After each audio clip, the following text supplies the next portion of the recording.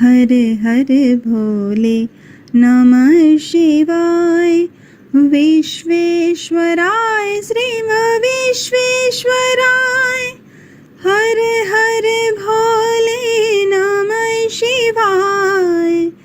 विश्वेश्वराय शिव विश्वेश्वराय हर हर भोले नमः शिवाय। ओम नमः शिवाय ओम नमः शिवाय हर हर भोले नमः शिवाय। कोटेश्वराय शिव कोटेश्वराय हर हर भोले नमः शिवाय। कोटेश्वराय शिव कोटेश्वराय हर हर भोले नमः शिवाय। ओम नमः शिवाय ओम नमः शिवाय हर हर भोले नमः शिवाय। ओम नमः शिवाय ओम नमः शिवाय हर हर भोले नमः शिवाय। श्री गणेशाय नमः। गीतं मधुरं पीतं मधुरं भुक्तं मधुरं सुप्तं मधुरं रूपं मधुरं तिलकं मधुरं मधुराधिपतेरखिलं मधुरं कर्णं मधुरं तरणं मधुरं हरणं मधुरं रमणं मधुरं वमितं मधुरं शमितं मधुरं मधुराधिपतेरखिलं मधुरं गुञ्जा मधुरा माला मधुरा यमुना मधुरा वीची मधुरा सलिलं मधुरं कमलं मधुरं मधुराधिपतेरखिलं मधुरं मधुराधिपतेरखिलं मधुरं मधुराधिपतेर।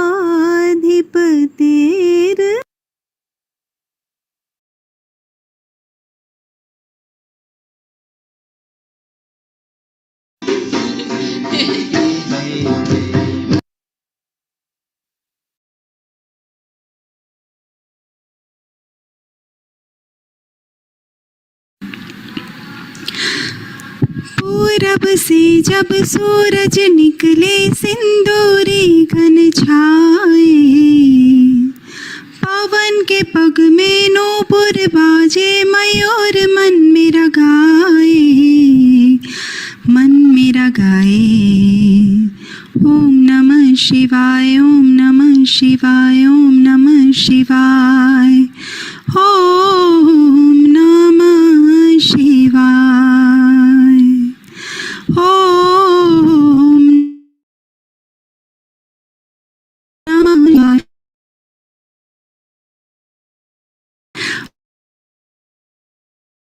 ओम नमः शिवाय।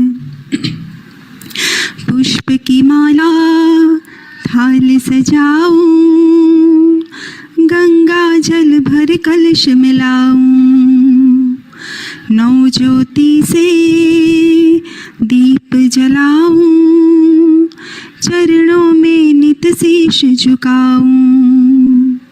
भाव विभोर हो के भक्ति में रोम रोम रंग जाए, मन मेरा गाए। ओम नमः शिवाय ओम नमः शिवाय ओम नमः शिवाय ओम नमः शिवाय ओम नमः शिवाय ओम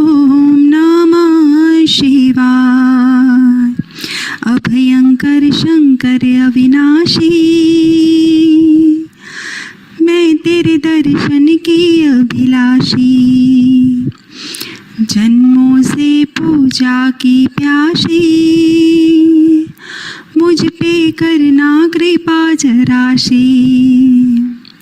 तेरे सिवा मेरे प्राणों को और कोई ना भाए, मन मेरा गाए ओम नमः शिवाय, ओम नमः शिवाय, ओम नमः शिवाय, ओम नमः शिवाय, ओम नमः शिवाय। जय शिव शंकर। आशुतोष शशांक शेखर चंद्रमौली दिगंबरा, कोटि कोटि प्रणाम शंभो, कोटि नमन दिगंबरा। निर्विकार ओंकार अविनाशी, तुम्ही देवाधिदेव, जगत सर्जक प्रलय करता, शिवं सत्यम सुंदरा। निरंकार स्वरूप कालेश्वर महायोगी सदा, दयानिधि दानीश्वराजे, जटाधर अभयंकरा। आशुतोष शशांक शेखर चंद्रमौली चिदंबरा, कोटि कोटि प्रणाम शंभो, कोटि नमन दिगंबरा। शूलपाणि त्रिशूलधारी, औगणी वागंबरी, जय महेश त्रिलोचनाय, विश्वनाथ विश्वंभरा। आशुतोष शशांक शेखर चंद्रमौली चिदंबरा, कोटि कोटि प्रणाम शंभो, कोटि नमन दिगंबरा। नाथ नागेश्वर हरो हर पाप शाप विशापतम, महादेव महान भोले, सदा शिव शिव शंकरा। आशुतोष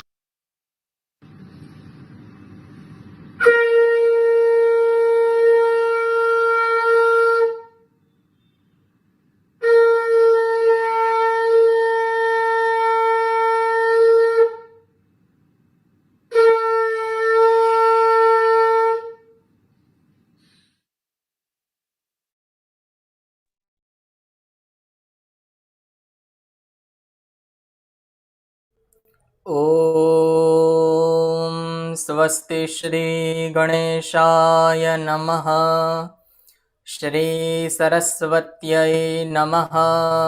वर्णानामर्थसङ्घानां रसानां छन्दसामपि, मङ्गलानां च कर्तारौ वन्दे वाणी विनायकौ। भवानी शङ्करौ वन्दे श्रद्धा विश्वासरूपिणौ, याभ्यां विना न पश्यन्ति सिद्धा स्वान्तस्थमीश्वरं।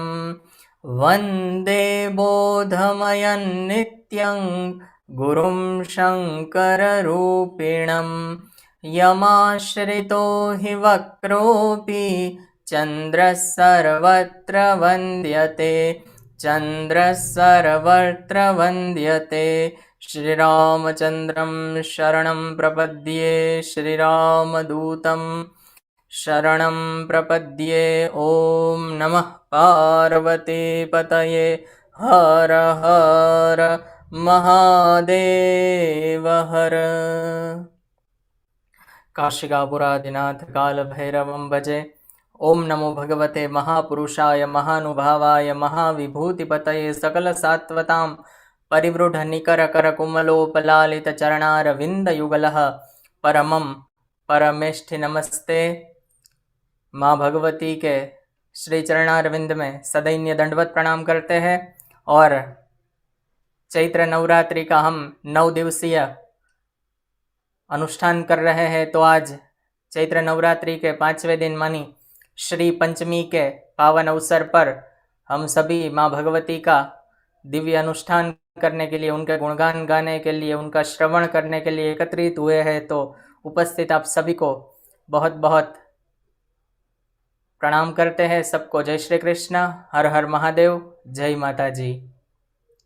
आज श्री पंचमी का पावन अवसर है और हम सभी माँ भगवती की ही कृपा से यह अनुष्ठान में लगे हैं, क्योंकि उनके बिना तो, उनकी प्रेरणा के बिना हम कुछ नहीं कर सकते। इसलिए उनकी कृपा से और उनकी प्रेरणा से हम यह 9 दिवसीय अनुष्ठान, एक प्रकार का ज्ञान यज्ञ कर रहे हैं। उसमें आज 5वें दिन श्री पंचमी के दिन आज जिनकी अटूट श्रद्धा एवं अटूट विश्वास माँ भगवती के श्री चरणारविंद में है, ऐसे मुंबई महाराष्ट्र से हमारे चेतनाबेन बुच, जिनकी बहुत ही निष्ठा है माँ भगवती में, वो आज एक यह 9 दिवसीय अनुष्ठान में एक अपनी आहुति यह 5वें दिन पर प्रदान करेंगे। और हम सबको जो नवरात्रि में मंत्र, किस प्रकार से हम मंत्र के द्वारा माँ भगवती को प्रसन्न कर सके, हम कैसे मंत्र की उपासना कर सके, उस सब के बारे में हम सबको प्रासादिक वाणी से माँ भगवती का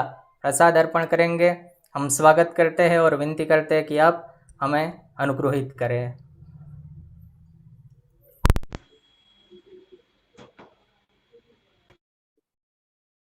सभी को वंदन। श्री गणेशाय नमः, श्री सरस्वती नमः, श्री गुरुभ्यो नमः। जागृति बेन,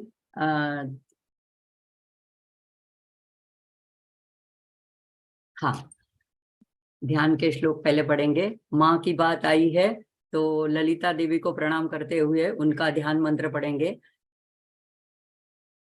सिंदूरारुण विग्रहां त्रिनयनां माणिक्यमौलि स्फुरत् तारानायक शेखरां स्मितमुखी मापीनवक्षोरुहां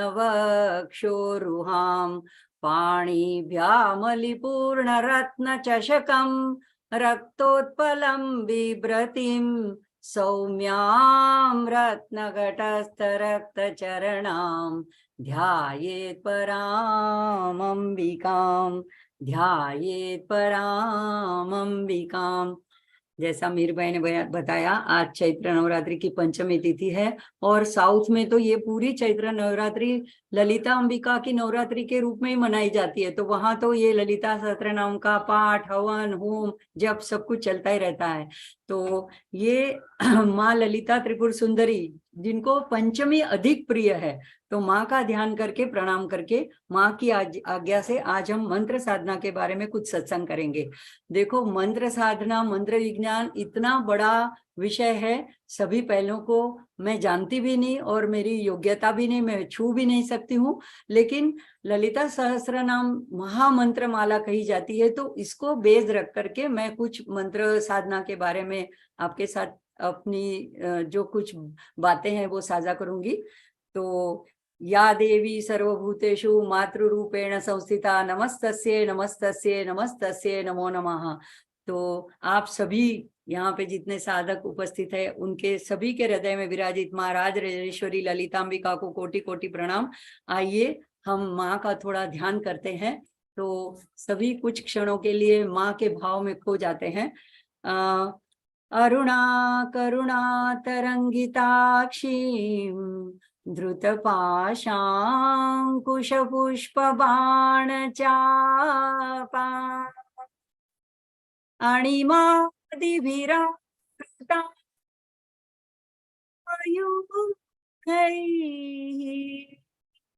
अहमित्येव विभावये भवानी। इस श्लोक में माँ का बहुत सुंदर वर्णन किया गया है। कल्पना करें कि सुबह का उषः काल है और नभ में रक्त वर्णम कुमकुम वर्ण की लालिमा छाई हुई है। ऐसी अरुण्यमयी माँ की आभा है। इस अरुण रंग की प्रभा का वर्णन शब्दातीत है, यह अनुभव की वस्तु है। ऐसी प्रभा से रात्रि का अज्ञान, रात्रि का अंधकार जैसे दूर होता है, ऐसे माँ की प्रभा से हमारे मन का, हमारे बुद्धि का, तमस का अंधकार दूर हो रहा है, ब्रह्म रूप अंधकार दूर हो रहा है और ज्ञान का तेज प्रकाश छा रहा है हमारे भीतर और बाहर। अब करुणा अनुकंपा की तरंग लहरें, छोटी छोटी लहरें माँ की आंखों से प्रवाहित हो रही है, ऐसा भाव करिए। माँ की कृपा दृष्टि सभी प्राणियों के प्रति परिपूर्ण है। जो माँ के हृदय में है वही उनके नेत्रों से छलक रहा है। हमें अपनी क्षमता पात्रता बढ़ाकर इस करुणा को ग्रहण करने के लिए साधना करनी है। माँ ने अपने चतुर्भुज में पाश, अंकुश, धनुष्य, बाण धारण किया है। इनका भी सांकेतिक अर्थ है। ये ललितांबिका ने कोई खड़ग, त्रिशूल, ऐसे भारी अस्त्र शस्त्र नहीं लिए हैं। उनके पास हमें अपने प्रेम में बस करने के लिए, खींच लेने के लिए उनके पास पाश है। और जो उनके पास ये जो बोध और शिक्षा, कहीं अगर हम भटक भी जाए रास्ते से तो उसको हमको डिसिप्लिन में लाने के लिए, शिस्त में लाने के लिए एक अंकुश भी उन्होंने रखा हुआ है।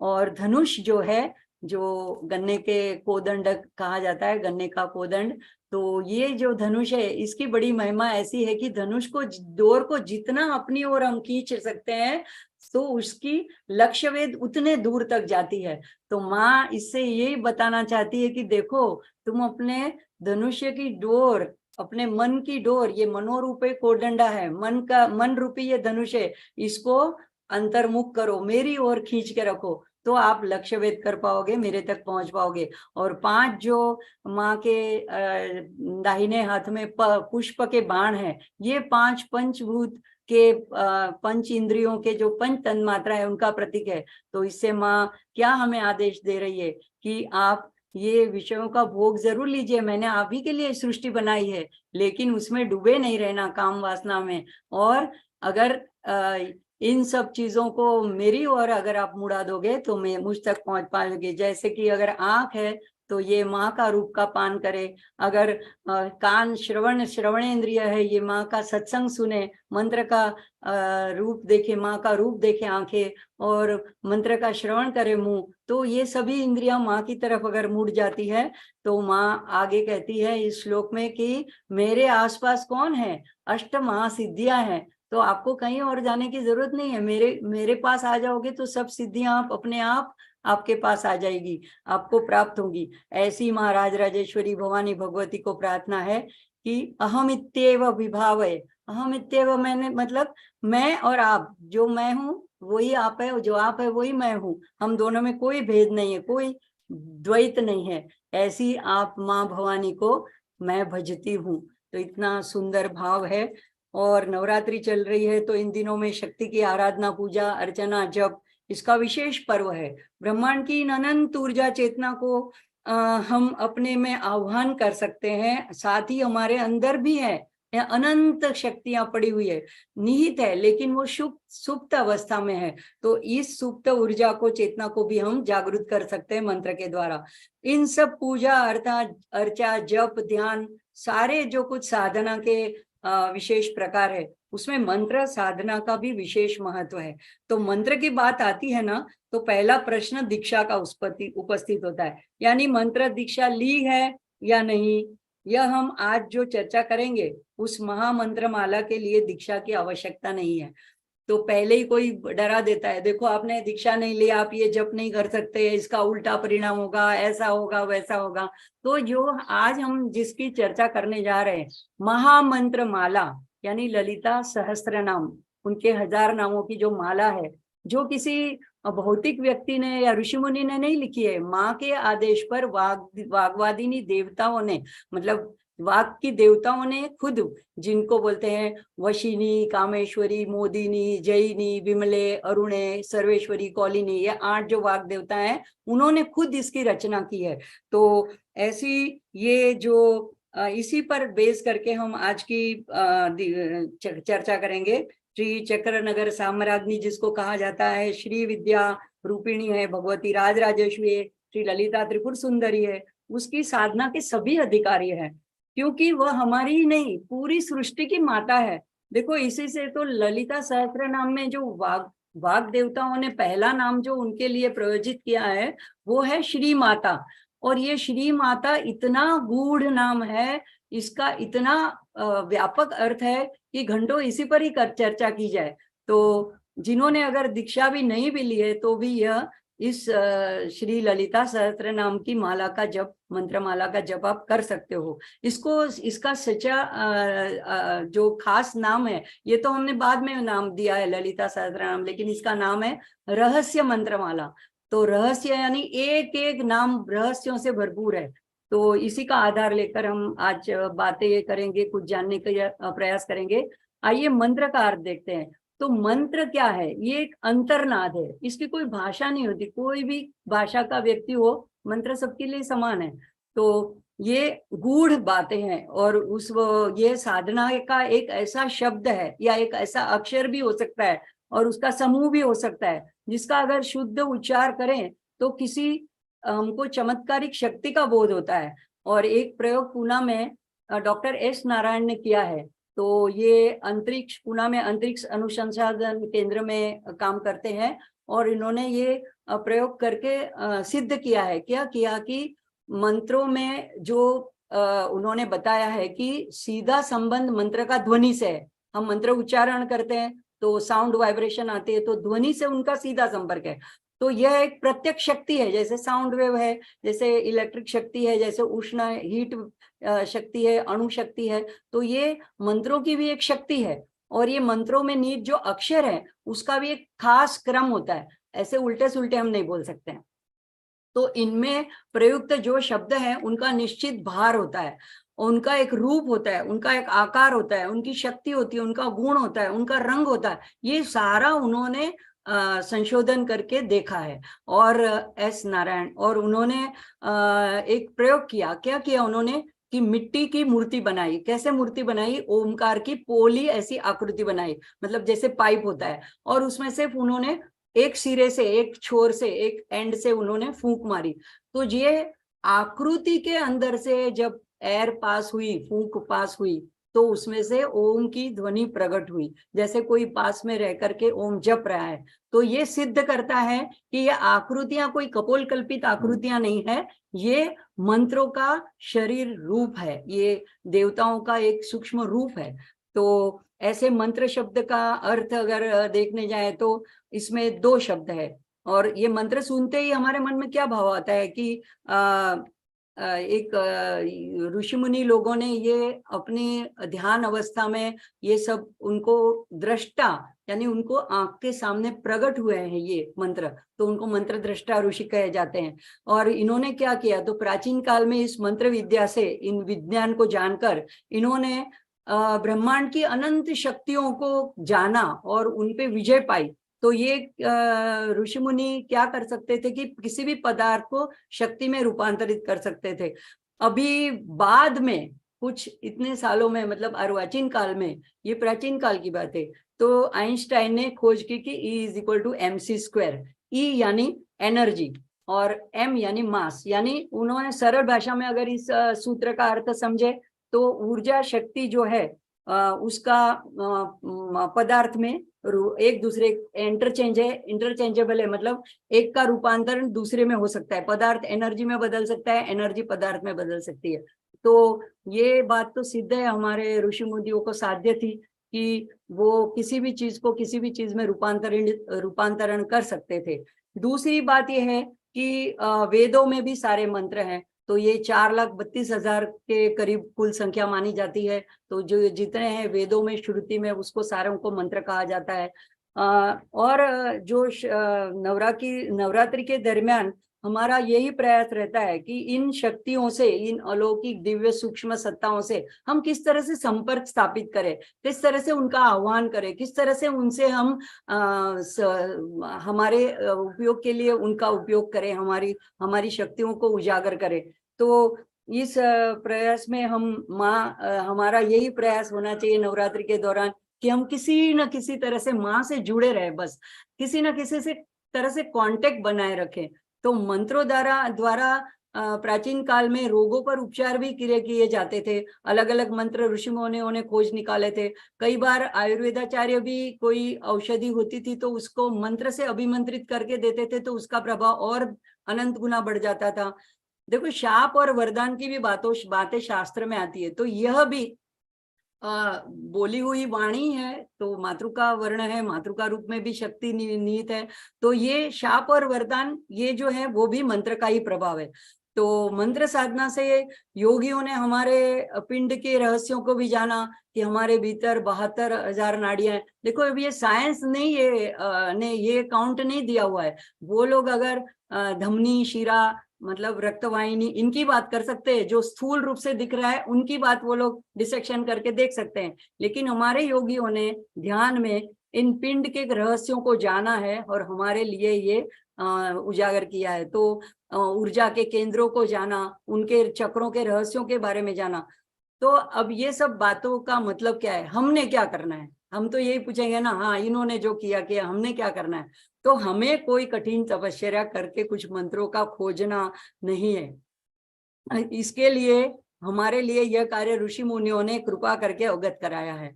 गुरु शिष्य परंपरा से यह मंत्रों का ज्ञान, स्तोत्र स्तुति का ज्ञान हम तक पहुंचाया है, बना बनाया हमें परोसा गया है। तो यह उन सभी ऋषियों की और माँ की हमारे ऊपर अहेतु की कृपा ही है।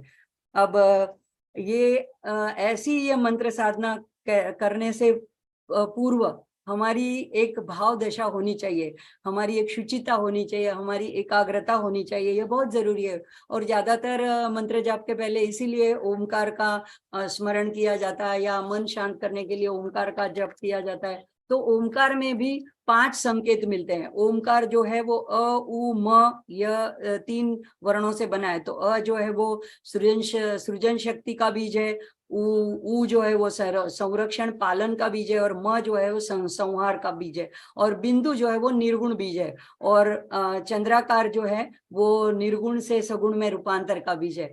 तो इस स्लाइड की जरूरत अभी नहीं है, मैं क्रम से बता दूंगी, अभी हम यहाँ तक नहीं पहुंचे हैं। तो ये प्रणव जो है ये परम उच्च परम पद को प्राप्त कराने के लिए आध्यात्मिकता में हमको सहाय करता है, ऐसा ये ओमकार है। तो ये किसी भी मंत्र जाप से पूर्व हम ओम करके अपने मन को शांत करते हैं। अब शब्दों का समूह मात्र दिखाई देता है मंत्र तो हमको, जैसे अभी नमः शिवाय पंचाक्षरी मंत्र है या द्वादक्षरी मंत्र है, ओम नमो भगवते वासुदेवाय, तो हमें दिखता है, लेकिन वास्तव में ऐसा नहीं है। मंत्रों का निर्माण एक विशेष प्रभाव, एक इफेक्ट डालने के लिए, उत्पन्न करने के लिए किया गया है। और ऐसे मंत्रों के उपयोग से और उनकी साधना करने से हमें भी ऐसा विशेष बल, ऊर्जा, शक्ति प्रकट होती है। तो प्रसुप्त जो है पहले से निहित है, बाहर से कहीं लानी नहीं है, लेकिन जो है उसी को हम उजागर कर सकते हैं, प्रकट कर सकते हैं। तो मंत्रों की यह शक्ति जो है ये आती कहाँ से है, या हमारे अंदर ये शक्तियां कैसे जागृत होती है, ये जो पहले से है। तो ऐसे, और अगर ये ब्रह्मांडीय ऊर्जाओं को और शक्तियों को अगर हमें संपर्क करना है तो हम कैसे कर पाएंगे? तो इसका एक सुनिश्चित विज्ञान है, और उस विज्ञान को बोलते हैं मंत्रों का विज्ञान। तो ये मंत्रों के बाह्य कुछ बारे में कुछ हम पहले बेसिक जो शुरुआत की बातें होती है ये जान लेंगे। मंत्र की व्याख्या क्या है? तो मंत्र की व्याख्या शास्त्र में दिए, मननात् त्रायते इति मंत्र, मतलब जो मनन करने से, जिसका बार बार रटन स्मरण उच्चारण कर से, त्रायते, त्र मतलब जो रक्षा करता है।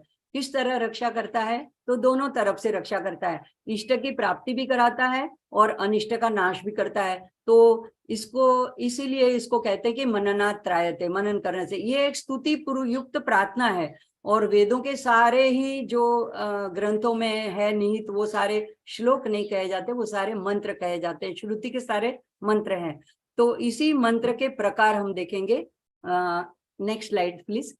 मंत्र के प्रकार देखो, इस तरह से इसके प्रकार पढ़ते हैं। प्रयोजन यानी किस कारण, किस उद्देश्य से हम इस मंत्र का प्रयोग कर रहे हैं। तो एक मोक्ष कारक होता है। अगर हम कुछ नहीं चाहते, माँ की प्रीति चाहते हैं, तो अगर ऐसे ही हम सहस्त्र नाम का पाठ करते हैं तो ये हमारे लिए मोक्ष कारक हो जाता है। लेकिन कोई बात नहीं, अगर हम किसी मुश्किल में है तो अभिष्ट कारक भी बन सकता है। अभिष्ट कारक यानी हमारी कोई खास इच्छा है, अगर हम कोई संकट से गुजर रहे हैं, किसी को धन चाहिए, किसी को पुत्र चाहिए, नौकरी चाहिए, तो ऐसे उद्देश्य से जो प्रयोजन किया जाता है उसको अभिष्ट कारक कहते हैं। और अभिचारक ये प्रकार ऐसा है कि किसी दुष्ट शक्ति, नेगेटिव एनर्जी को दूर करना हो, तो कोई रोग निवारण करना हो, कोई सर्पदंश हुआ हो, ऐसे कोई जिससे हमको बचना हो, तो ऐसे भी मंत्र हमारे पास मौजूद है। और स्थान की दृष्टि मतलब वेदों में कहाँ बताया गया, तो जो वेदों में आते हैं उसको वैदिक मंत्र बोलते हैं, तंत्र में आते हैं उसको तांत्रिक बोलते हैं, और शावर मंत्र भी उसी में आता है। तो वैदिक मंत्र की ज्यादातर हम लोग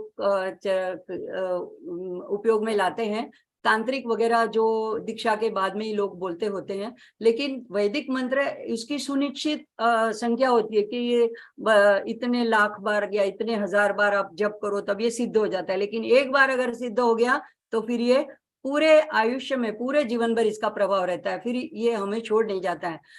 इस तरह से संरचना मतलब किस तरह से बना हुआ है मंत्र, तो एक अक्षर से बना है तो उसको बीज अक्षर कहते हैं, बीज मंत्र कहते हैं। जैसे हम सबसे एकदम सरल वाला गणपति का बीज मंत्र हम सबको ज्ञात है, जिसको बोलते हैं गम। तो ये गम का क्या अर्थ है, ग यानी गणेश जी, और अ यानी विघ्नहर्ता, विघ्न नाशक, और बिंदु जो होता है हमेशा हर एक मातृका के ऊपर एक बिंदु तो जरूर होता है बीजाक्षर में, तो ये बिंदु जो है वो दुख हरण कहा जाता है। तो एक ही अक्षर में पूरा मंत्र समाया हुआ है, घनीभूत किया हुआ है, तो उसको बोलते हैं एकाक्षरी बीज मंत्र। जैसे गम बोलने से हम पूरा वाक्य नहीं भी बोलते हैं तो इसका मतलब यही होता है कि हे गणेश जी, आप हमारे दुखों का निवारण कीजिए, हे विघ्ननाशक देव हमारे दुखों का निवारण कीजिए। ऐसे ही होता है हरिम श्रीम, इसकी भी आगे बात देखेंगे हम। तो द्वि अक्षर के जो होते हैं मंत्र तो बहुत सारे होते हैं, लेकिन एक सबको सरल, सबको पता है राम। राम ये 2 अक्षरों का बना हुआ मंत्र है, जिसको शंकर भगवान ने अपने हृदय में रखा हुआ है। इसकी बात हम आगे पहले चर्चा कर चुके हैं राम रक्षा स्तोत्र के बारे में।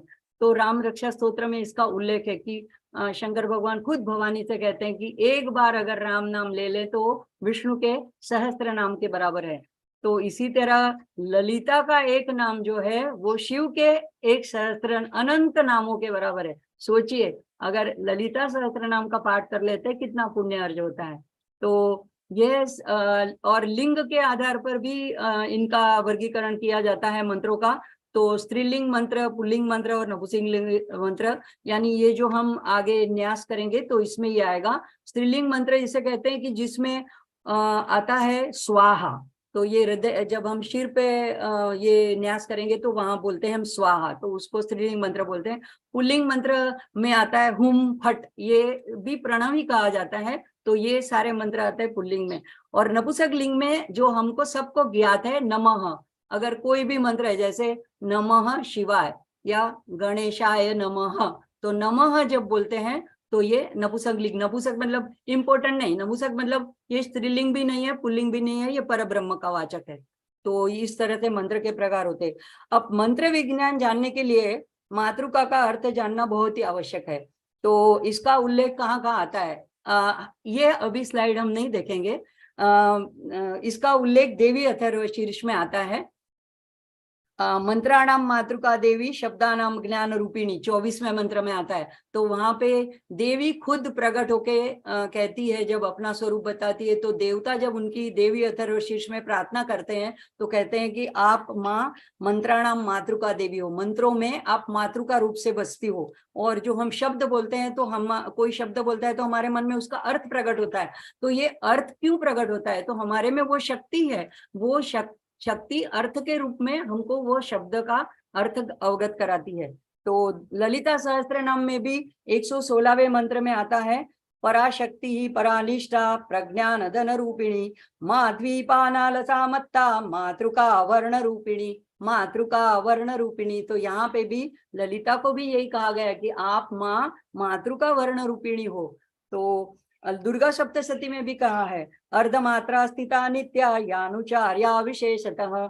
ऐसे गीता में भी कहा है भगवान ने ओम एकाक्षर ब्रह्म, ओम को एकाक्षर ब्रह्म बताया है, और अक्षरा विभूति में बताया अक्षराणाम अकारोस्मि, तो अक्षरों में, सारे अक्षरों में अकार मैं हूँ।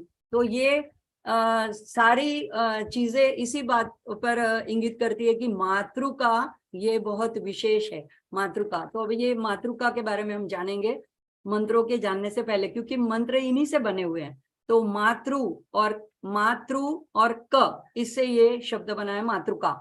तो मातृ का मतलब होता है माता, और क जो है ये दर्शाता है अज्ञात, किसी गूढ़ चीज जो हमारी समझ में नहीं आती, ऐसी चीज। तो मातृ का जो यानी वाणी और अक्षरों का, और उसका ऐसा एक स्वरूप है, ऐसा एक सूक्ष्म रूप है मातृ का, जो उसकी ऐसी अभिव्यक्ति है और उसमें ऐसी दिव्य और गूढ़ शक्तियां निहित है जिसको हम पार नहीं पा सकते हैं। तो ये मातृका वर्ण होती है। और इनका कार्य क्या है, तो हम जितना भी व्यवहार करते हैं जगत के साथ, अभी मैं आपसे बोल रही हूँ, आप सुन रहे हो, तो ये सब हमारे विचार प्रकट होते हैं। तो इस सब में हम मातृकाओं का ही तो उपयोग करते हैं। हम अ से लेकर के क्ष के अक्षरों का ही उपयोग करके हम वाचा, वाणी का रूप देते हैं। तो हमारे सारे शब्दमय, वांग्मय, ये पूरे जगत के उपादान का कारण मातृकाएं हैं। तो ये मातृका जो है वो, उसमें सिर्फ अक्षर नहीं है, अक्षर के साथ, वर्ण के साथ ध्वनि भी है। क्योंकि अक्षर तो सिर्फ लिखा हुआ जड़ है, लेकिन उसकी ध्वनि है, वो उसकी शक्ति है। तो अक्षर, ये अक्षर शब्द ही बताता है कि ये अविनाशी, अक्षर यानी जो जिसका विनाश होता है, नष्ट होता है। और अक्षर तो हमारी वर्णमाला के अक्षरों को, वर्णों को हम अल्फाबेट्स नहीं बोलते हैं, हम क्या बोलते हैं, अक्षर। तो ये अक्षर यानी ये कभी क्षय नहीं होते हैं, नष्ट नहीं होते हैं, ऐसे। तो ऐसे, और वर्ण के ऊपर एक बिंदु भी आ जाता है, तो ये बिंदु शक्ति का द्योतक है। तो ये समस्त वर्णमाला जो है वो मंत्र स्वरूपा है।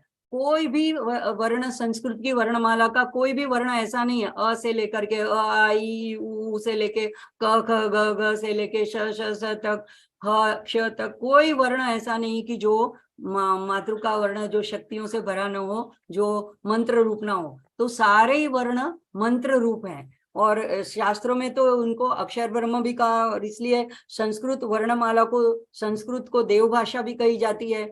और इसलिए संस्कृत वर्णमाला, यहाँ तक लिखा है कि संस्कृत वर्णमाला का सिर्फ पठन गायन कर देना, क से लेकर के, तो भी देव पूजा हो जाती है, क्योंकि सारे देवी देवताओं का प्रतिनिधित्व एक वर्ण करता है। तो इन सभी 50 जो वर्ण है उनके 8 वर्ग है। अभी नेक्स्ट स्लाइड दीजिए। हाँ, देखिए ये मातृका वर्ग के 8 वर्ग है। हम सब बचपन में ये पढ़ चुके हैं, अभी इंग्लिश मीडियम में पढ़ने वालों को ये ज्ञात नहीं है। हम लोगों का ये कर्तव्य बनता है कि हमारी अगली पीढ़ी को ये ज्ञान हम आगे बढ़ाएं, उनको प्रदान करें। तो पहले हम जाने, तो ये अ वर्ग यानी अ से लेके अह तक 16 स्वर है।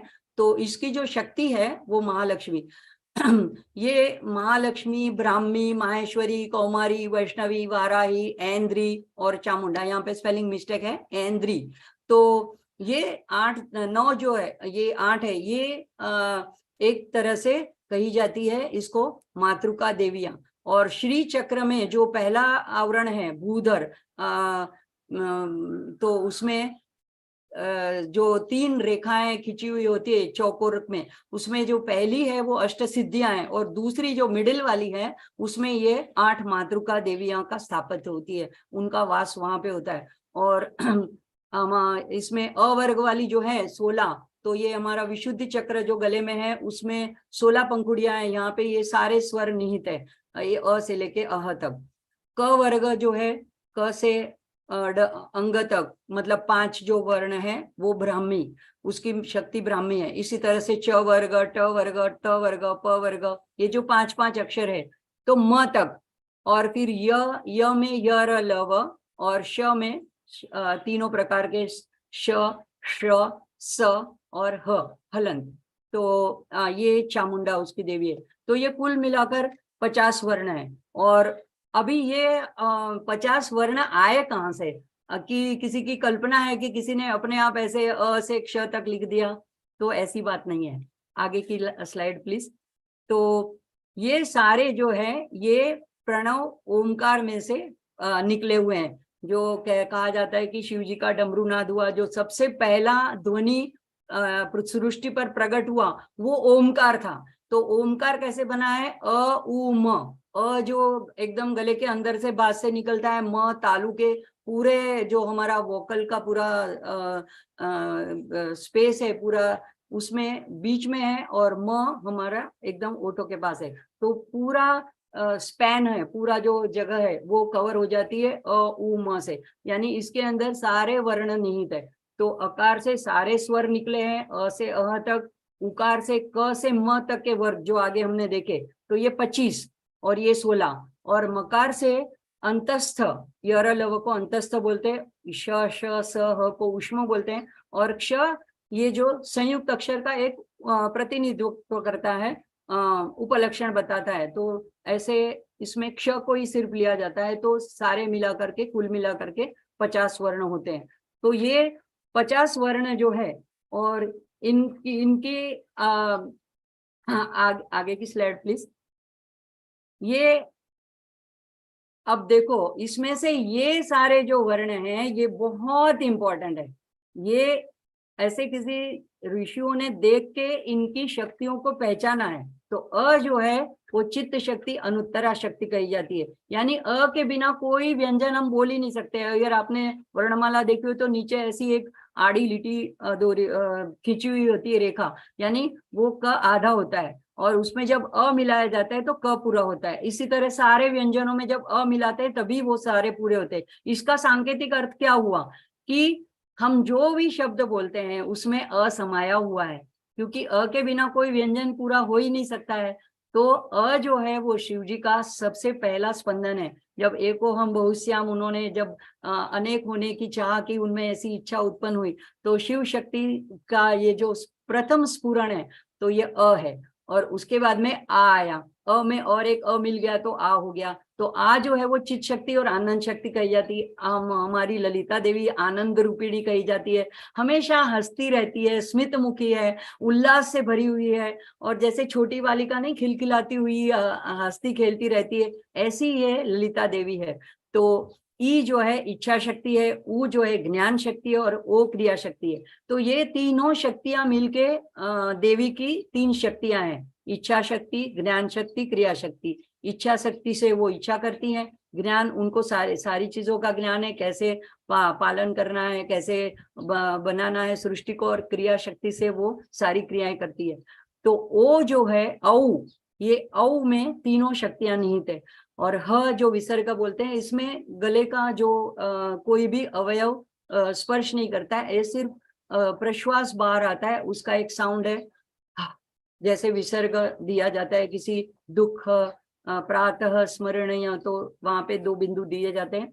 तो ये इसलिए जानना जरूरी है कि ये सारे मिलके, इसका परमिटेशन कॉम्बिनेशन होके, मतलब एक वर्णमाला में ये सारे मिला के अ में ई मिल गया, क में ई मिल गया, तो ऐसे की हो गया। ये हम 12 खड़ी पहले हम बचपन में जो हमारे एज के वो लोग पढ़ चुके हैं।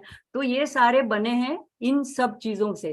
तो ये सारी शक्तियां उनके अंदर, सभी वर्णों के अंदर निहित है। और हमारे पास यह मातृका जो अल्प ज्ञान की अधिष्ठात्री है, ये हमको शिव तत्व से शिव तत्व का अनुभव नहीं होने देती है। तो ये हमारे ज्ञान को ढकी रहती है। इसको शैविज्म में बोलते हैं आणोमल, माइक मल, कर्ममल। तो ये हम लोग पूर्ण होते हुए ऐसा समझते हैं कि हम अपूर्ण है, क्योंकि हमारा आत्मा तो पूर्ण है। गीता में भी भगवान ने कहा हम भगवान के अंश है, तो हम सर्वशक्तिमान है, तो भी हम अपने आप को अल्प शक्तिमान मानते हैं कि मुझसे ये नहीं होगा। तो यही हमको दूर करना है, इसीलिए हमको मंत्रों की साधना करनी है, और इन देवियों को हम मदद लेनी है कि हम अपने पूर्णत्व को प्राप्त करें। तो कभी हमारे में अहंकार आ जाता है कि हम मैंने ये काम कर लिया, मैंने ये कर लिया, तो ये कार्मिक मल हमारे में आ जाता है। तो ये अहंकार भी दूर होना चाहिए, क्योंकि हमारे अंदर ये शक्तियां अगर ना हो, ये अगर हमको छोड़ जाए, तो कभी कभी देखो कोई बुखार आ जाता है, कोई रोग आ जाता है, तो हम कहते हैं मेरे में बिल्कुल शक्ति नहीं। क्यों? सारे ऑर्गन तो है, सारी चीजें हैं, देह साबुत है, फिर भी हम कहते हैं हमारे में शक्ति नहीं है। तो शक्ति के बिना तो कोई काम होता ही नहीं है। फिर भी हम उसका पूरा जिम्मेदारी, कर्तृत्व अपने पे, डूअरशिप अपने पे ले लेते हैं कि मैंने ये किया। तो ये निकालने के लिए, डूअरशिप निकालने के लिए ये कर्ता भाव निकालने के लिए भी हमको माँ की आराधना करनी है। तो ये सारे मल मंत्र जप करने से अपने आप दूर हो जाते हैं। तो अब इसके लिए मौन सबसे उच्च वाणी है। देखो, तो हम बोले तो आप कहोगे कि फिर मंत्र साधना का टॉपिक क्यों लिया अगर मौन सबसे उच्च सर्वश्रेष्ठ वाणी है। तो ये पहले जब निकलती है नाभि में से या कुंडलिनी में से, तब ये शब्द का रूप नहीं होती है, परावाणी होती है, वो मौन में सुनी जाती है। तो ये मंत्र जप के भी ऐसे 3 प्रकार है। पहले जो अगर वाइखरी से जोर से उच्चार करके बोलते हैं उसको वाचिक बोलते हैं जप, और जब हमारा वो मतलब वो जब हमारा सिद्ध हो जाता है या हम उसमें प्रवीण हो जाते हैं, तो फिर उसके बाद हम उपांशु जप कर सकते हैं। उपांशु मतलब सिर्फ होठ हिलते हैं, लेकिन हमारे पास में बैठे दूसरे आदमी को वो जप सुनाई नहीं देता है, तो ये हृदय से होता है, वैखरी होठों से होता है, हृदय से होता है उपांशु। और उसके बाद मौन जो है वो परा है। तो ये अजपा जप के जैसे होता है, वो मानसिक जप होता है। तो अगर हम सोते भी रहे, अगर हम पूरी जिंदगी किसी एक जप के पीछे लग जाएं, तो अगर हमारा ध्यान भी ना हो, हम कुछ और भी सोचते हो, कहीं ऐसे रास्ते में खड़े हो, कहीं किसी की राह देखते हो, पता नहीं अचानक से वो जप हमारे में शुरू होने लगता है, तो वो जो है मानसिक जप, तो वो मौन जप है। तो वहां तक हमको पहुंचना है। तो वस्तुतः वर्णमाला की सभी वर्ण मातृकाएं मंत्र स्वरूपा है, तो कोई भी मंत्र शक्ति के बिना रह नहीं सकता है, तो वह शक्ति ही मातृका कहलाती है। अब मातृका द्वारा ही साधक के शरीर में न्यास वगैरह किया जाता है। अब इस प्रकार एक मंत्र में एक अक्षर और ध्वनि के रूप में दैवी शक्तियां होती है। ये अभी सबके ध्यान में आया होगा कि अक्षर अकेला अक्षर नहीं है, उसके साथ ध्वनि के रूप में दैवी शक्तियां हैं। इन ध्वनियों के आघात से उनका आह्वान भी हम करते हैं, प्रार्थना भी करते हैं, हमारे अंदर भी अनगिनत शक्तियां उनको भी जगाते हैं। तो देखो, उदाहरण तौर पे अगर हम दुर्गा माँ की आद्या शक्ति जिनकी आराधना नवरात्रि में खास करके की जाती है, अभी अगली स्लाइड प्लीज। तो इसमें नेक्स्ट स्लाइड प्लीज। तो ये दुर्गा माँ के जो 9 स्वरूप है ना, तो इनमें इनका जो नवार्ण मंत्र है, इसी में ये 9 रूप समाये हुए हैं। ये एक एक बीज मंत्र में एक एक देवी का स्वरूप समाया हुआ है। और इसीलिए पहले दिन शैलपुत्री की उपासना करते हैं तो ऐम मंत्र से करते हैं, दूसरे दिन ब्रह्मचारिणी करते हैं तो रिम मंत्र से करते हैं। तो ये पूरा जो मंत्र है, ऐम रीम क्लीम चा मुंडा यई वी चे, तो ये 9 अक्षर हुए, 9 वर्ण हुए, और 9 वर्ण हुए, इसी से इसका नाम है नवार्ण मंत्र। नवार्ण का मतलब है 9 वर्ण। तो ये माँ दुर्गा के 9 रूप भी दर्शाता है, और साथ में ये मंत्र जो है, ये सारे ये ग्रह हैं। तो जो इतवार बोलते हैं रविवार, उसका सूर्य है देवता, सोमवार का चंद्र है, मंगल का मंगल है, बुध का बुध है। तो इसी तरह सूर्य चंद्र मंगल बुध गुरु शुक्र शनि राहु केतु, हम लोग राहु केतु तक सभी को गिनती में लेते हैं। तो ये सारे 9 ग्रह जो हैं, ये सारे इन 9 शक्तियों के द्वारा नियंत्रित हो जाते हैं। तो मंत्र जप का ये भी फायदा होता है कि अभिष्ट फल तो मिलता ही मिलता है, लेकिन अगर कोई ग्रह बाधा हो, पीड़ा हो, तो वो भी नष्ट हो जाती है, क्योंकि ये सारी देवियां इन 9 ग्रहों को नियंत्रित करती है। तो ये नवार्ण मंत्र इस तरह से है। इसकी बात, अब इसको ओम से भी संपुटित करते हैं तो उसका प्रभाव और बढ़ जाता है, ओम ऐम रीम क्लीम ऐसे करने से। तो इसका अर्थ क्या होता है, ऐम जो है ये चित्त स्वरूपा महास्वर सरस्वती का बीज है, रिम है वो सद चित सद आनंद, तो सद महालक्ष्मी का बीज मंत्र है, और क्लिम्ब है वो आनंद रूपा महाकाली का मंत्र है। तो इसका मंत्र का अर्थ होता है, ब्रह्म विद्या प्राप्त करने हेतु हम आपका हर हमेश ध्यान करते हैं। हे चित स्वरूपा महासरस्वती, हे सद स्वरूपा महालक्ष्मी, हे आनंद रूपा महाकाली, आपको नमन है। और किस लिए हम प्रार्थना करते हैं, तो अविद्या रूपी गांठ को खोलकर हमें आप मुक्त कीजिए।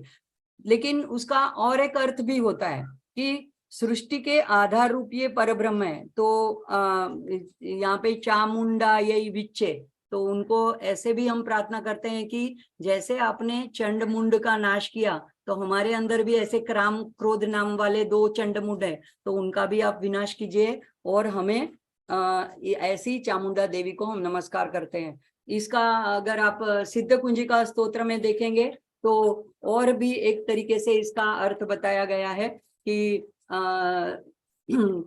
वहां पे सिद्ध कुंजिका स्तोत्र में भी कहते हैं कि ऐंकारी सृष्टि रूपाय ह्रींकारी प्रतिपालिका क्लिंकारी कान रूपिणे नमो दे, मैं देख के बताती हूँ। तो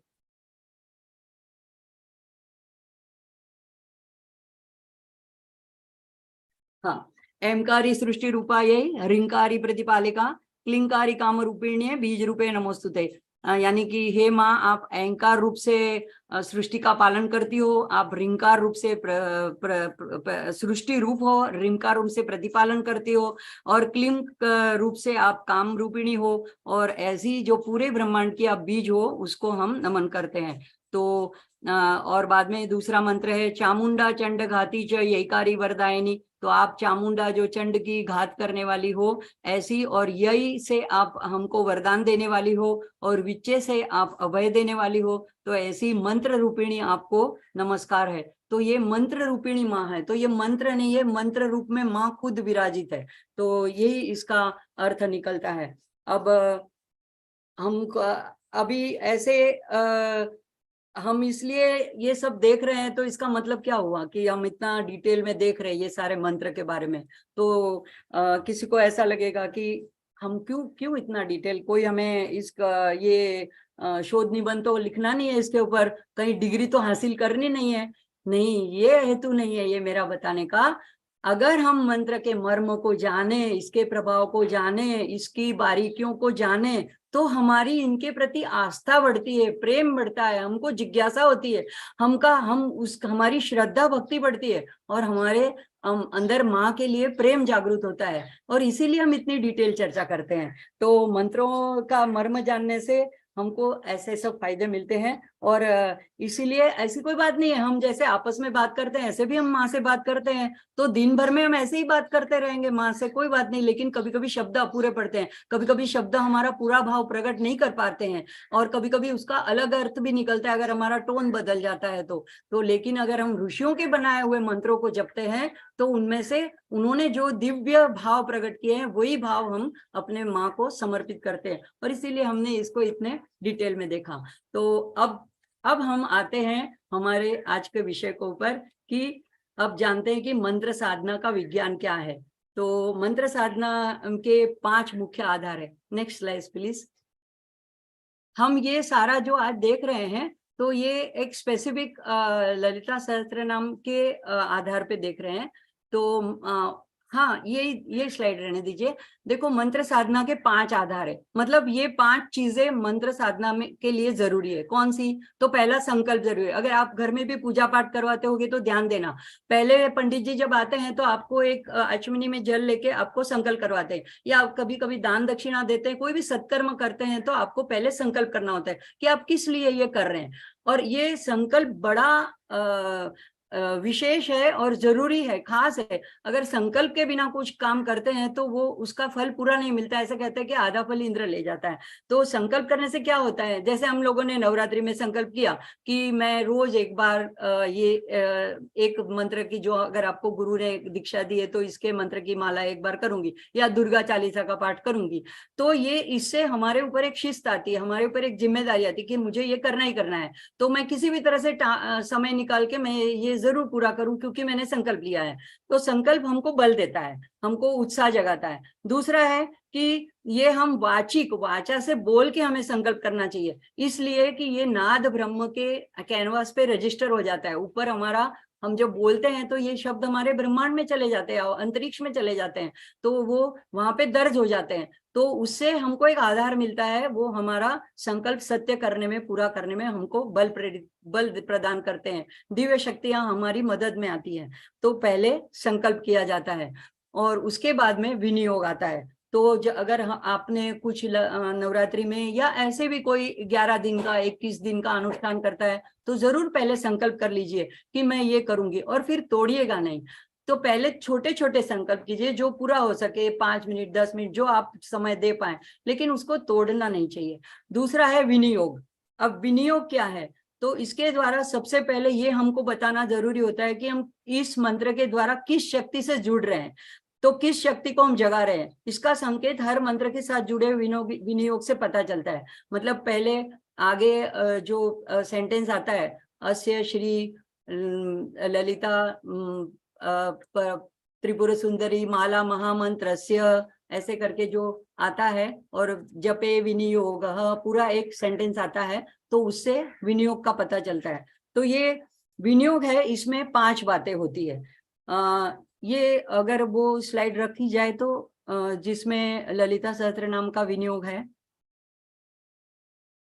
हाँ देखिए, तो यहाँ पे देखो ये है, अस्य श्री ललिता सहस्त्र नाम स्तोत्र माला मंत्रस्य वशिन्यादि वाग देवता ऋषयः। तो सबसे पहले नाम आता है मंत्र का, जो भी मंत्र हम पढ़ते हैं, अगर सप्तशती पढ़ रहे हैं तो सप्तशती का, राम रक्षा स्तोत्र पढ़ रहे हैं तो वो, और उसमें उसका ऋषि का सबसे पहले बात आती है। तो मंत्र में विनियोग में 5 बातें आती है। तो पहले आती है ऋषयः, फिर आता है छंद, फिर आता है देवता, फिर आता है बीज, फिर आती है शक्ति, और किसी किसी में किलक होता है, किसी में नहीं भी होता है, और फिर आखिरी में आता है कि ये हम किसके लिए कर रहे हैं, किसकी प्रीति के लिए कर रहे हैं। तो यहाँ पे ललिता त्रिपुर सुंदरी की बात है, तो श्री ललिता महात्रिपुर सुंदरी प्रसाद सिद्धि द्वारा चिंतित फलवाप्त्यर्थे जपे विनियोग। तो पीछे की स्लाइड कर दीजिए प्लीज, विनियोग की जो 5 बातें हैं। हाँ, तो एक एक बातों को हम समझेंगे। ऋषि क्यों जरूरी है जानना, तो ये जो सबसे पहले मंत्र में ऋषि की बात आती है, तो ये ललिता सहस्त्र नाम जिसकी हम बात करते हैं, ये रहस्य नाम है, और इसके ऋषि जो है वो कोई साधारण मनुष्य या साधारण पृथ्वी पर के लोग नहीं है, ये इसकी वशिन्यादि ऋषियां हैं। वशिन्यादि यानी मैंने आगे बताया ऐसे वाग देवताएं हैं 8, उन्होंने ये मंत्र लिखा हुआ है, और वो भी देवी के कहने से इन्होंने ये रचना की है सारे स्तोत्र की मालाओं की, क्योंकि वो उनके आसपास घिरी रहती है, उनके पास रहती है, तो पूरे स्वरूप को जानती है। तो उनके सिवा कौन माँ का स्वरूप बता सकता है, हम तो जानते नहीं है, ऋषि भी जानते नहीं है। ये तो इतना कल्पनीय अद्भुत वर्णन है कि सिर्फ वाग देवता लोग ही इनको बता सकते हैं। तो इन्होंने ये सबसे पहले हम जिन्होंने प्रकट किया उनके प्रति आदर सम्मान करने के लिए हम उनका नाम बोलते हैं कि ये इनके ऋषि हैं, और यहाँ पे वाग देवता है। अब ये वाग देवता कहाँ है, तो श्री चक्र में, ये 7वें आवरण में है। तो जो 7, 8, 9 आवरण जो पिछले अंदर के 3 आवरण है, ये बहुत अंदर के बताए जाते हैं, जो देवी के खास लोग वहां पे, खास देवियां वहां पे रहती है। तो ये अंतरंग में, अंतरंग की देवियां हैं, तो ये ऋषि इनकी हैं। अब दूसरा आता है छंद। अब छंद क्यों जानना जरूरी है, जैसे अब इसका छंद है अनुष्टुप। अनुष्टुप छंद आप सब जानते हैं जिन्होंने गीता पढ़ी है कि 8-8 मात्रा के 4 चरण होते हैं, 32 कुल वर्ण होते हैं उसमें।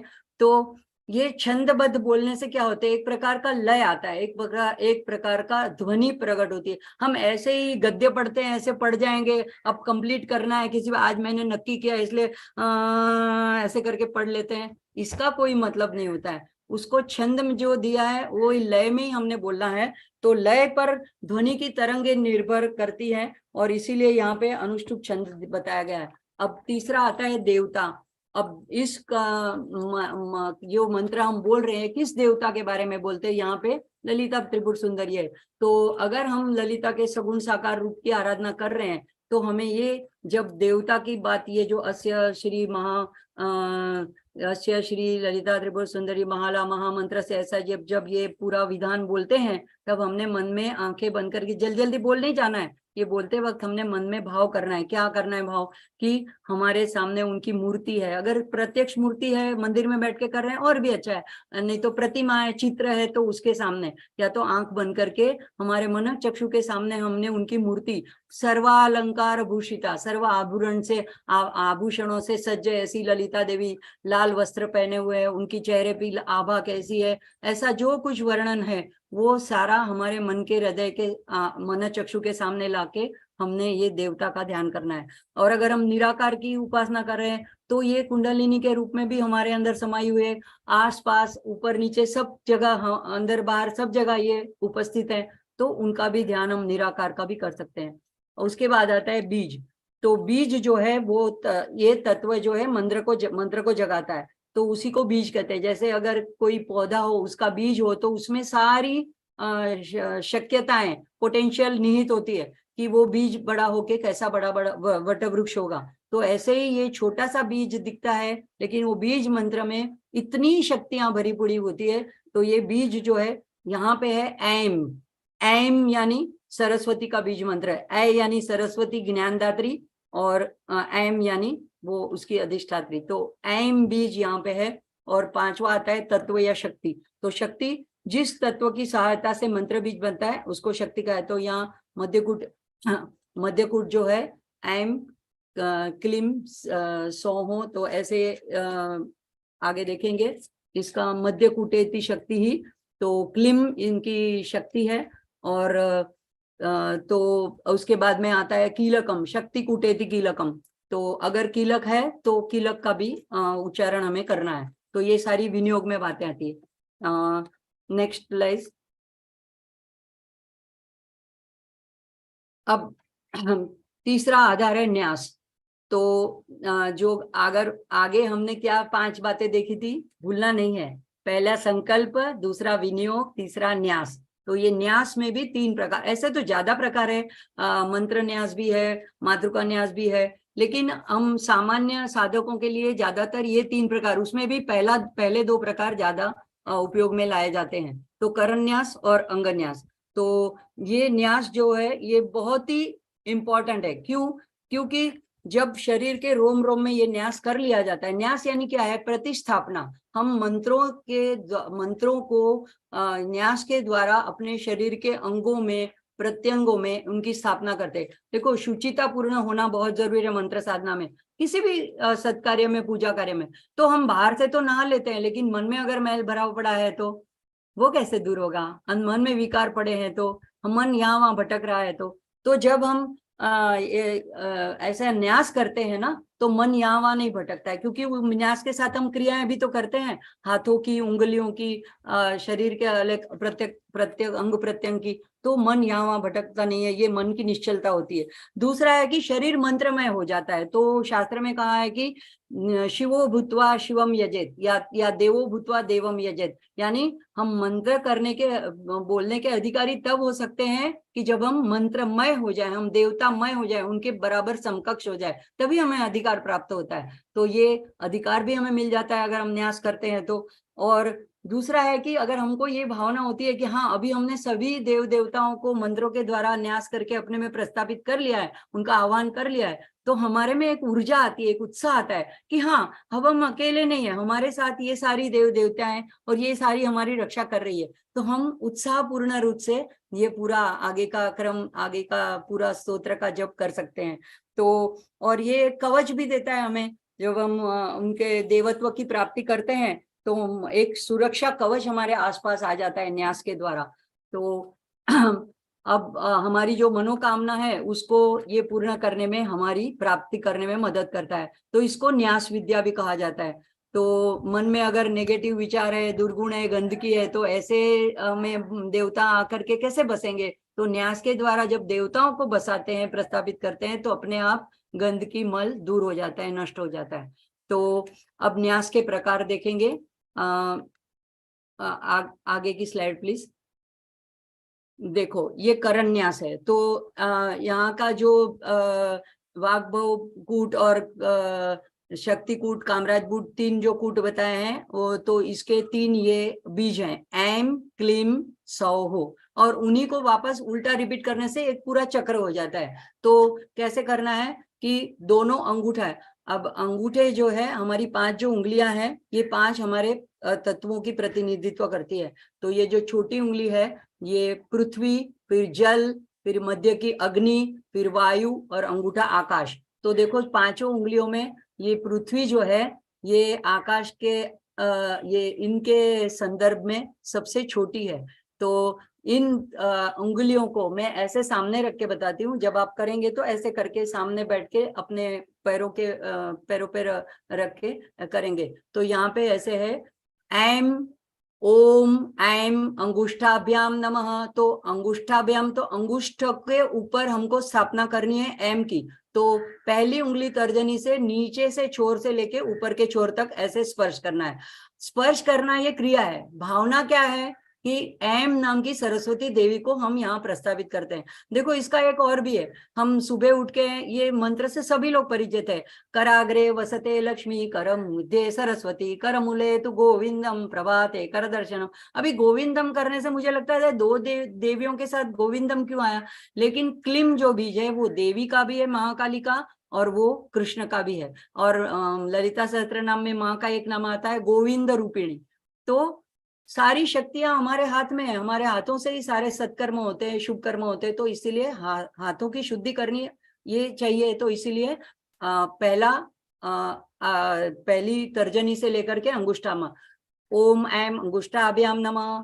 फिर दूसरा जो पहली तर्जनी है इसके अंगूठे से, अब इसका मतलब भी क्या है, ये अंगूठा जो है परमात्मा का प्रतिनिधित्व करता है, और ये 4 उंगलियां हैं ये सत्व रजस तम और हमारे विषयों का एक तरह से ऐसे बोला जाता है।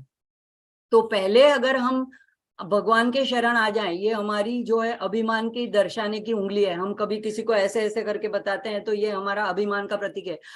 मंत्र की माला भी जो है वो इस उंगली को स्पर्श नहीं कराते हैं। जो मन के फेरे जाते हैं तो बीच में की बड़ी उंगली से हमको उसको फेरना होता है। तो ये जो पहली उंगली है ये हमारा ईगो का प्रतीक है। तो ये ईगो को हमको सबसे पहले परमात्मा को सरेंडर कर देना है। तो ऐसे करते हैं तो हम परमात्मा को सरेंडर कर देते हैं। अगर एक बार हमने परमात्मा को सरेंडर कर दिया तो फिर अभी परमात्मा हमारे शरीर का जीवन का चार्ज ले लेता है। तो फिर बाद में 4 उंगलियों को परमात्मा ही संभालते हैं। फिर अंगुष्ठ से ही 4 उंगलियों से न्यास करना है। तो फिर परमात्मा से हम प्रार्थना करते हैं ओम क्लीम तर्जनीभ्याम नमः, तो पहली उंगली को करेंगे। ओम सौहो मध्यमाभ्याम नमः, बीच वाली सबसे बड़ी उंगलियों को।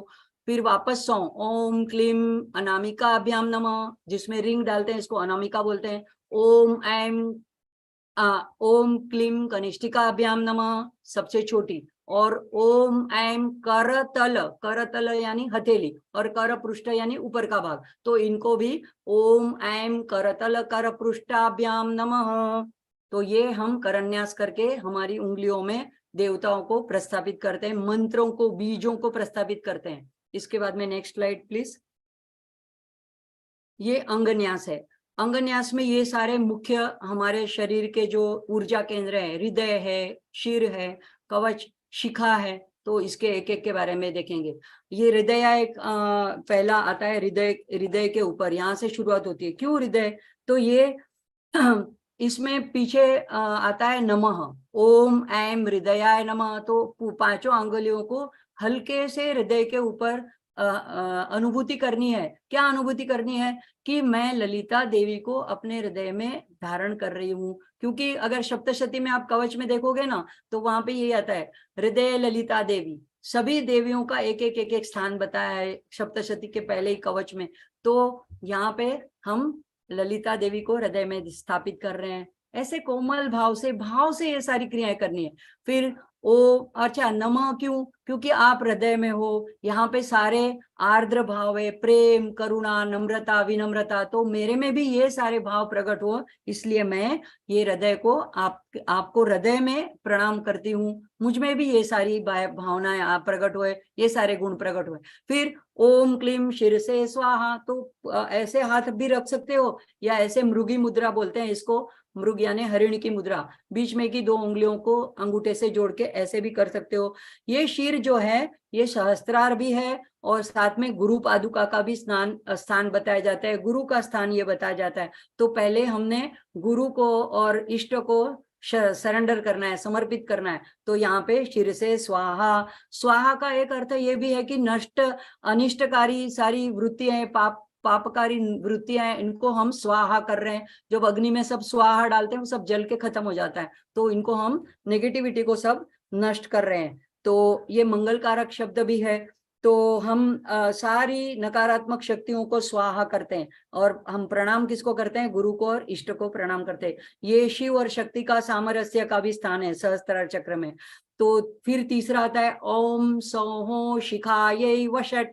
ये मंत्र बोलते बोलते 4 उंगलियों को मुट्ठी की तरह ऐसे बंद करना है और अंगूठा को ऐसे, अंगूठे को एंटीना की तरह रखना है। अगर ऐसा सब ना जमे तो सिर्फ पूरा हाथ रखेंगे, लेकिन ऐसे करने से ये अंगूठे को जहाँ पे शिखा होती है, जहाँ पे हम जुड़ा बांधते हैं, तो वहां पे टच करना है। ये हमारा दिव्य जो ऊर्जा ब्रह्मांड की है वहां से यहाँ पे अवतरित होने का मार्ग है। जो ललिता सहस्त्र नाम में एक माँ का नाम है नील चिकुर है, तो ये वही नील चिकुरा जो है वो यही स्थान है। नील रंग का वहां पे एक ज्योति होती है और वो ब्रह्म का दिव्य तेज, ये तेज का स्थान है। तो यहाँ पे ऊर्जा का संग्रहण होता है। तो हम ब्रह्मांड की ऊर्जा को आह्वान करते हैं कि आप सौहो यहाँ पे शिखा में आकर के यहाँ से हमारे शरीर के अंदर आ जाइए। और ओम सौहो कवचाय हुम, हुम ये जब बोलते हैं तो नेगेटिविटी को भगाते हैं और ये रक्षा कवच होता है। तो दोनों हाथों को अपने आप को आलिंगन करते हैं, ऐसे करके ये मंत्र बोलना होता है, ओम सौहो कवचाय हुम। और फिर ओम क्लीम नेत्रत्रयाय वौषट। अगर मेरे जैसे चश्मा अगर पहनते हो तो निकाल के करना है, चश्मा के ऊपर से नहीं। ये जो दाहिनी आंख है वो सूर्य का प्रतीक है, ये लेफ्ट जो है वो चंद्र का प्रतीक है। तो ये तीसरी आंख जो हमारी अभी खुली नहीं, ज्ञान नेत्र, वो बीच में है आज्ञा चक्र में।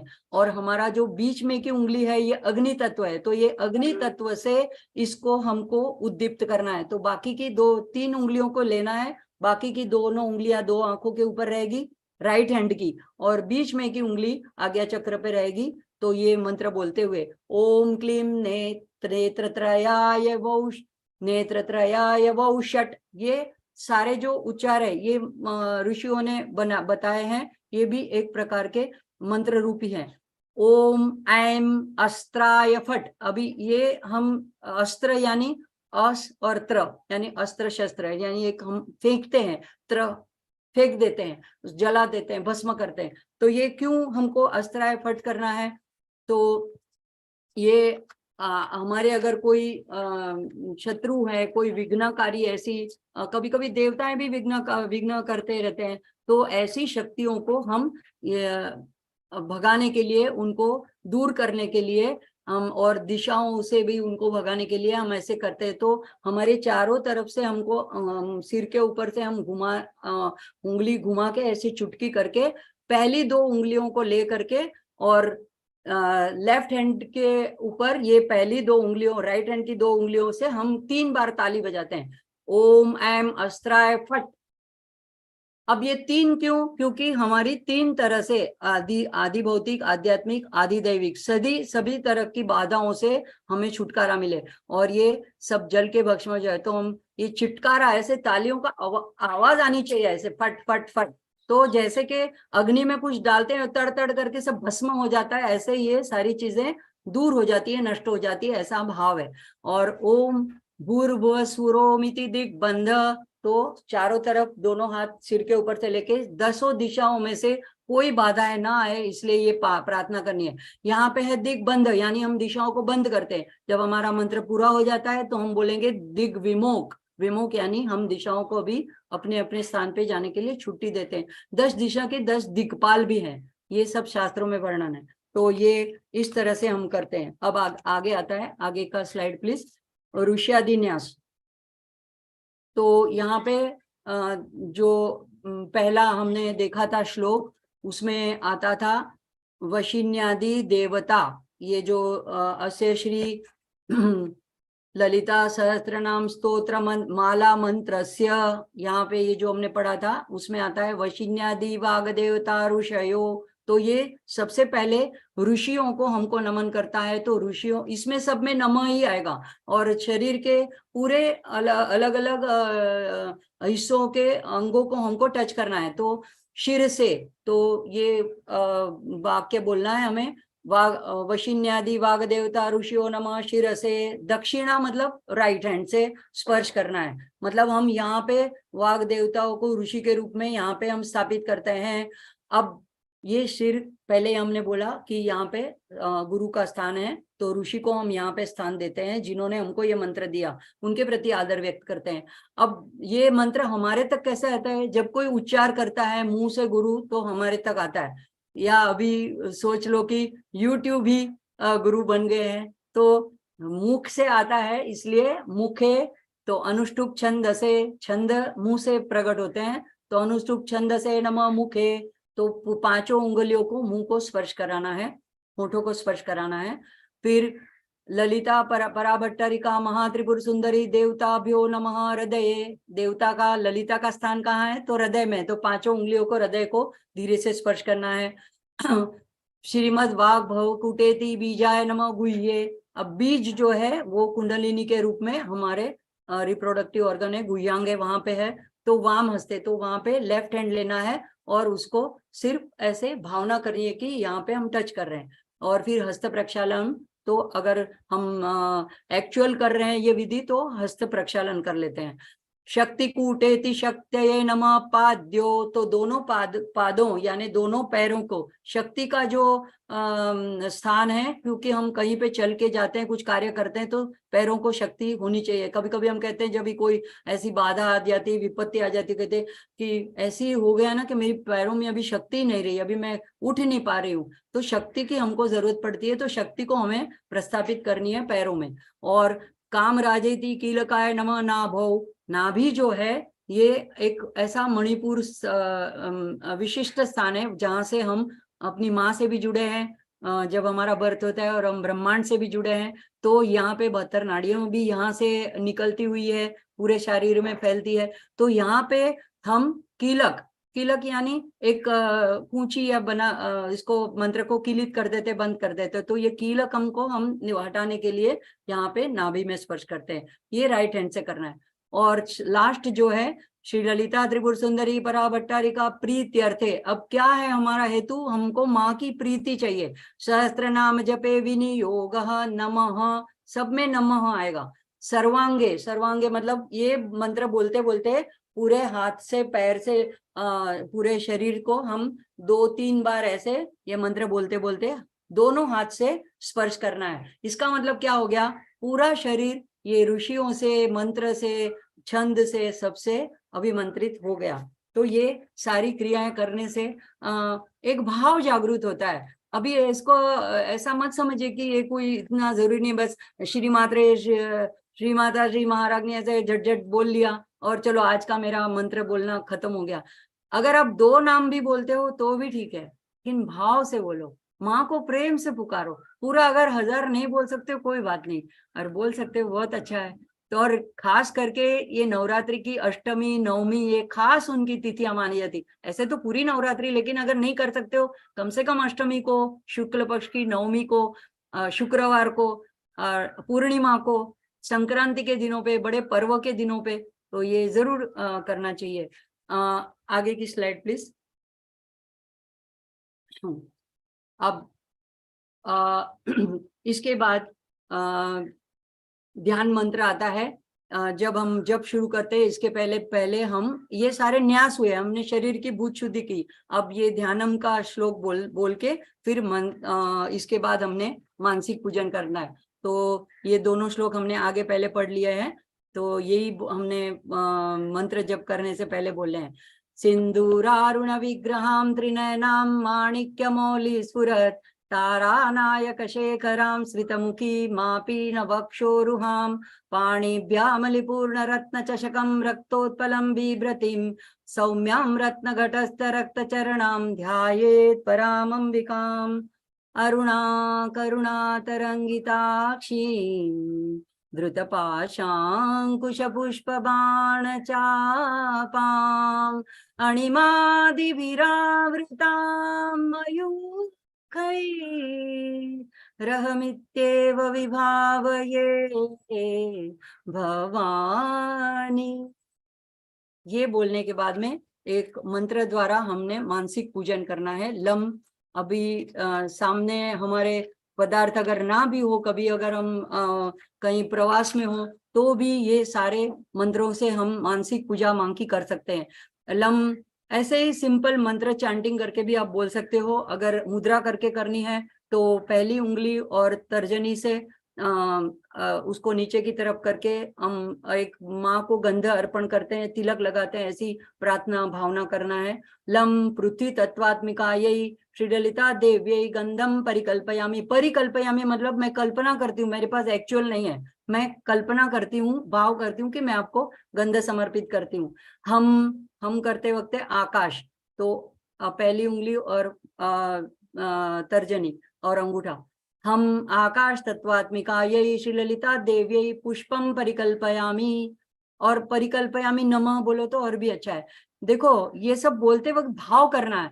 आपके पास ना भी हो केसर, कस्तूरी, चंदन, लेकिन आप ऐसे सोचो कि मैं ऐसे अच्छा तिलक, माँ को कस्तूरी का तिलक अर्पण कर रही हूँ, माँ को मैं कमल, सहस्त्र कमल अर्पण कर रही हूँ, सारे सुगंधित फूल अर्पण कर रही हूँ। ये तो जरूरी नहीं हमको सब फूल हमेशा मिल जाए, तो ये भाव करना है।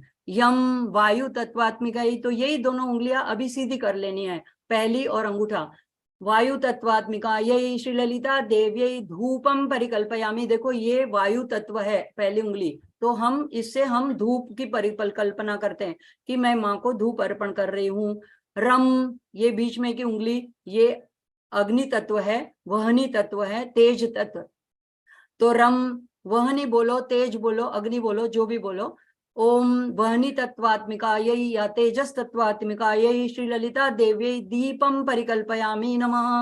वम ये जो उंगली है, जो हम भगवान को तिलक करते हैं या रिंग पहनते हैं, तो ये यहाँ की जो एक नाड़ी है वो सीधी हृदय पे जाती है, तो इसलिए यहाँ से अमृतम नैवेद्यम, अमृत का नैवेद्य मैं आपको समर्पित कर रही हूँ। तो वम अमृत तत्वात्मिकायै श्री ललिता देव्यै अमृतम नैवेद्यम परिकल्पयामि नमः। और फिर अब मैंने तो पंचोपचार में 5 ही चीजें आपको दी, लेकिन मेरी भावना तो है कि मैं आपको सब दूं, राजोपचार करूं, तो सारी उंगलियों साथ में लेकर के माँ के सामने निवेदन करना है। ओम सम सर्वतत्वात्मिकायै श्री ललिता देव्यै तांबुल आदि, खाना दे दिया तो तांबुल देना चाहिए मुखवास के लिए। उसके बाद में छत्रम, चामर, मुकुट, पादुका, जो भी आपके मन में है, सर्वोपचारान परिकल्पयामि नमः। तो ऐसे करके ये मानसिक पूजा करनी है माँ की। लम सा, ये लम जो है ये हमारा मूलाधार चक्र का और पृथ्वी तत्व का रिप्रेजेंटेशन करता है। हम जो है ये हमारे गले का विशुद्धि चक्र का रिप्रेजेंटेशन करता है। यम जो है बीज मंत्र, ये वायु तत्व हृदय का करता है, और रम अग्नि तत्व नाभि का करता है, और वम और सम ये अमृत तत्व है, वम और सम सर्वात्म तत्व है। तो इन तत्वों से ये बीज मंत्र है, इनसे भी हम पूजा कर सकते हैं। तो सिर्फ ये ऐसी पूजा करने से भी पूरी पूजा संपन्न हो जाती है। अगर हम प्रवास में हमारे पास कोई चीज नहीं है, मन से याद करके ये सब चीजें परिकल्पयामी परिकल्पयामी करके, मुख्य भाव है। हाँ, इसके बाद मूल मंत्र का जप होता है। ओम ऐम ह्रीम श्रीम, ये माँ का मूल मंत्र है। जैसे ऐम क्लीम सौ भी है, ये भी है। तो इसके बाद ललिता सहस्त्रनाम का पाठ किया जाता है, जिसका जो पहला शब्द है ओम श्री माता श्री महाराग्नि श्रीमत सिंहासनेश्वरी, वहां से लेकर के 1000वां जो है 182 नंबर का श्लोक, ओम शिवा शिव शिव शिव शिव शक्त्येक रूपिणी ललितांबिका। तो यहाँ पे ये पूरा होता है। पूरा होने के बाद में भूलना नहीं, हमने दिग्बंधन किया है, तो चारों दिशा में कहना है भूर्भुव स्वरोमिति दिक विमोक, विमोक यानी हम दिग्बंधन अभी छोड़ देते हैं। तो अंत में हम सब महामाया के प्रभाव में मुंह में फंसे, और वही हमें कृपा करके इससे मुक्ति दिला सकती है। तो ये नवरात्रि में हम सब मिलकर माँ की खूब आराधना करें। और माँ की आराधना का सबसे सरल जो मुझे लगता है और सबसे अद्भुत और अलौकिक साधन है, जो मंत्र रूप भी है, तो ये ललिता सहस्त्रनाम का पाठ है। इसको महामाला मंत्र बोलते हैं। इसे जपने के लिए दीक्षा की आवश्यकता नहीं है, तो माँ की मंत्र रूप उपासना के लिए ये श्रेष्ठतम उपाय है।